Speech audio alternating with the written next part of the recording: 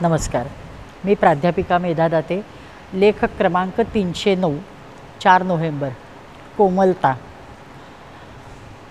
ज्ञानेश्वरादी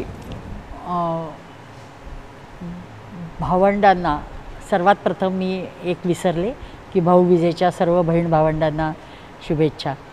बंधुत्वासारख्या कोमल भावनेने ज्यांचे हृदय सदैव भरलेले आहे त्या ज्ञानेश्वर महाराजांना वंदन.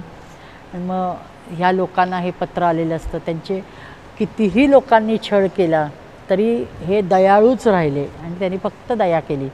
पैठणच्या ब्रह्मवृंदांसमोर रेड्यामुखी वेद वदवले.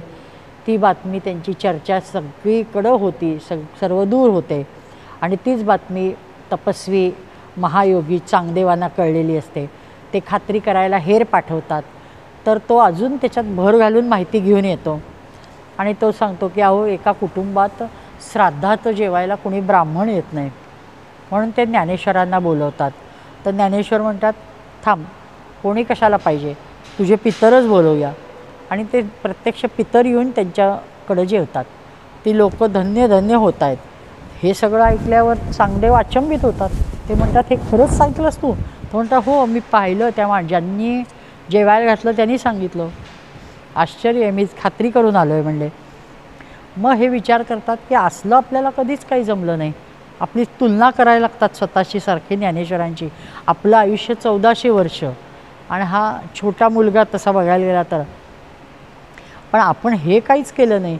मग मात्र त्यांची तळमळ वाढीला लागते. मग एक पत्र घेतात आणि ते त्याला द्यायला पाठवतात. पण स्वतःचं स्वभान अवास्तव असल्यामुळं भेटीसाठी पत्र लिहायला बसल्यावर मायन्यातच अडतात आणि स्वस्तिश्रू वटेषु एवढा फक्त लिहून कोरे पत्र देतात. सेवेकरी येतो, ते पत्र कोरं देतो. ही भावंडे चकित होतात. मुक्ताबाईच्या हातात पडल्यावर ती बघते आणि म्हणते, मर्म जाणणारी आणि फटकळ असते त्यामुळे ती पटकन म्हणते, फटकळपणानेच, की म्हणजे 1400 वर्षे जगून हा कोरा तो कोराच, काहीच नाही त्याला त्यांनी मिळवलं असं म्हणते. आणि मग मात्र निवृत्तीनाथ ज्ञानदेवांना आदेश देतात की नाना उत्तर लिही. आणि त्याच कागदावर माऊलींनी 65 ओव्या लिहून उत्तर दिलं आहे. माऊली योगी असल्यामुळे त्यांची पार्श्वभूमी जाणतात. वास्तविक माऊली त्यांचा अधिकार जाणतात. कोमल शब्दात माऊली त्यांना ब्रह्मज्ञान सांगतात. स्वस्तिश्रू वटेषु जो लपवून जगदा भासू, दावी मग ग्रासू प्रकटला करी. म्हणजे स्वस्तिश्रू वटेषु हीच सुरुवात ठेवतात आणि मग पुढचं लिहायला लागतात. मला तर हे स्पष्ट वाटतं की ह्या एका ओवीतच सगळं तत्त्वज्ञान सांगितलेलं आहे. ज्या अर्थी कोरे पत्र दिले त्या अर्थी अद्याप हे ब्रह्मज्ञान प्राप्त केलेच नाही. त्यांनी त्यांची ब्रह्मज्ञानाची ओळखच नाही आहे हे त्यांनी ताडलं. आणि मगच ते लिहित आहेत की जग हे आभास आहे. जीवाच्या आड लपून तो परमात्मा हे सगळं बघतो आहे. हे जो जाणतो त्याला कळते की मी वेगळा कोणी नाही आहे.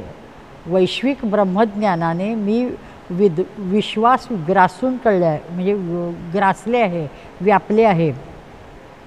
पण एक जे जे प्रकटते त्याचा ग्रास होतो. जे जे प्रकटते ते प्रकाश्य होय. त्याला स्वतंत्र सत्ता नाही. प्रकाशाचे ज्ञान हे त्रिपुटीयुक्त असते. कधीही द्रष्टा, दृश्य आणि दर्शन. ह्यात द्रष्टा हा दृश्याचाच एक घटक आहे. मग जे जे दृश्य आहे तेथे मिथ्या आहे.